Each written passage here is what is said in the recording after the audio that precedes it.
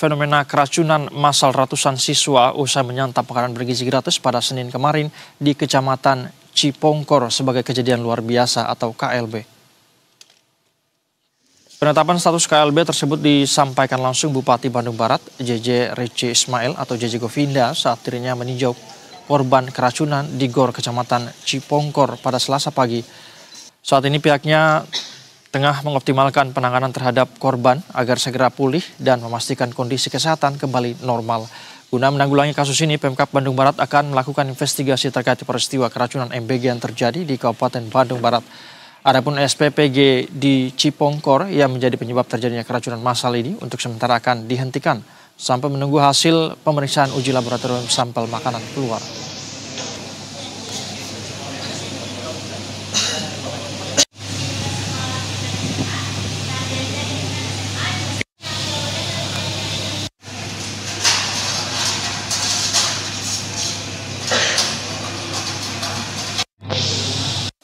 Jadi sekarang juga kita sudah menetapkannya sebagai statusnya KLB, kejadian luar biasa, supaya penanganannya lebih cepat dan juga lebih lurus.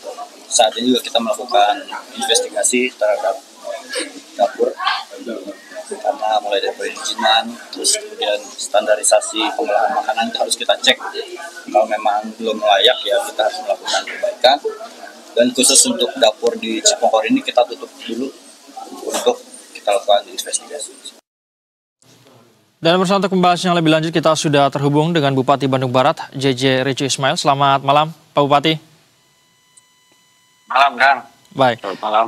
Pak JJ, terima kasih sudah meluangkan waktu untuk kami di Berita Satu Utama. Saya mau langsung saja. Jadi hingga hari ini sampai kemudian Pemkab menetapkan ini sebagai status KLB begitu ya. Ini sudah ada berapa warga Anda yang terdampak dari keracunan massal ini? Oke. Sampai sore tadi tercatat ada 393 korban. Oke. Tapi alhamdulillah sebagian besar sudah pulih dan sudah bisa pulang. Sementara 39 orang masih dirawat di rumah sakit maupun fasilitas kesehatan lainnya. Oke, baik. Ada 300-an yang terdampak begitu. Apakah ini mereka berasal dari satu sekolah Ya, saja? 393. Atau tersebar ke sekolah-sekolah lainnya, Pak Bupati? Tidak.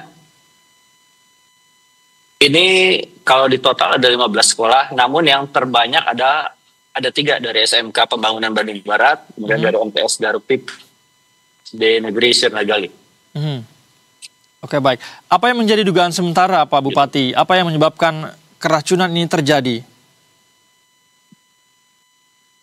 Kalau pastinya kita masih belum bisa memastikan 100% karena masih dilakukan uji sampel.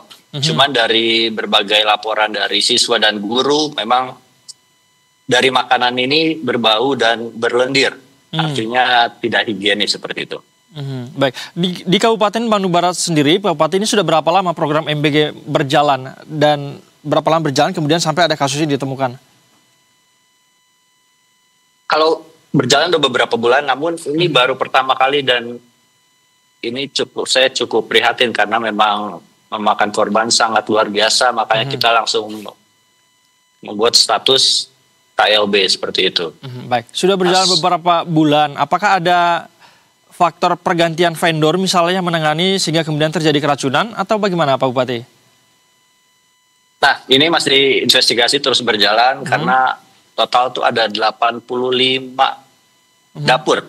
Ini akan kita lakukan dari mulai ngecek perizinan, terus standarisasi maupun distribusi, itu tentunya kita harus dilakukan secara baik. Baik. Penetapan kasus KLB ini apakah sudah berkoordinasi juga dengan pemerintah provinsi atau pemerintah pusat, Pak Bupati?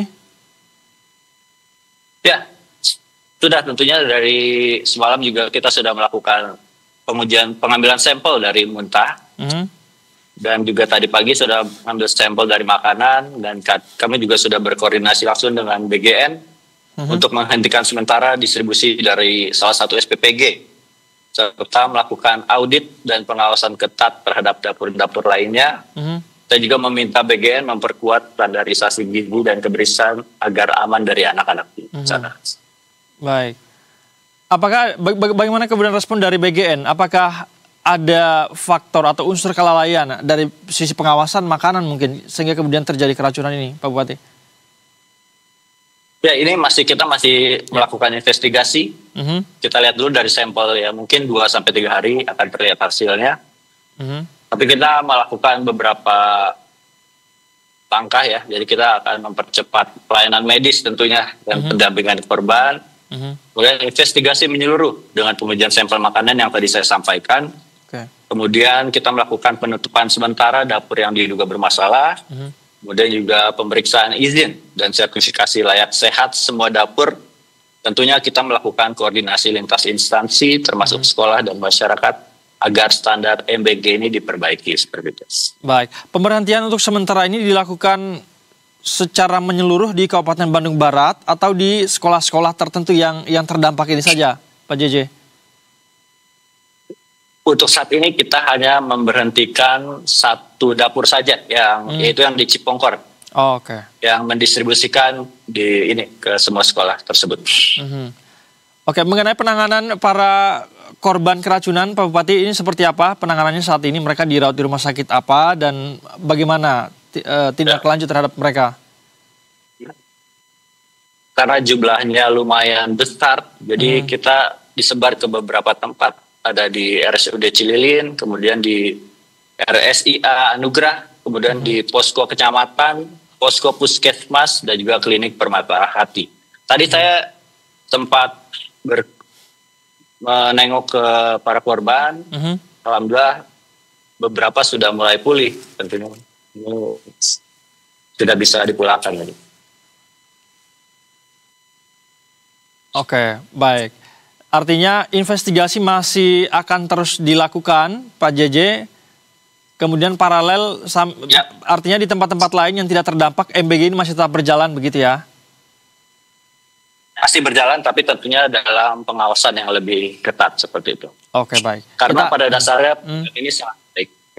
Baik, kita akan nantikan seperti apa hasil investigasinya. Semoga ini tidak terulang lagi, Pak JJ ya. Terima kasih banyak Pak JJ sudah bersedia bergabung bersama kami, Bupati Bandung Barat di Berita Satu Utama. Salam sehat, selamat malam.